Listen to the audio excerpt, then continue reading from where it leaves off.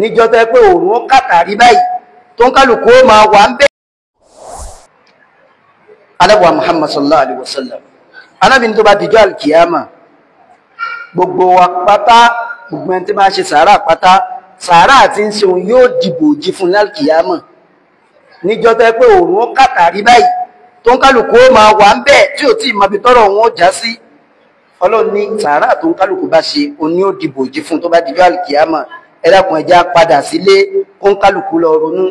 Níparí khutbah alákọ̀ọ́kọ́ Ànábì ní idha mata al-insan tọ́mọ èèyàn bá ti kú inqata'a anhu amaluhu illa wọ́n close fáìlì ẹ̀ kò ní gbalára kò ní gbẹ̀ṣẹ̀ máa fọ̀nà mẹ́ta.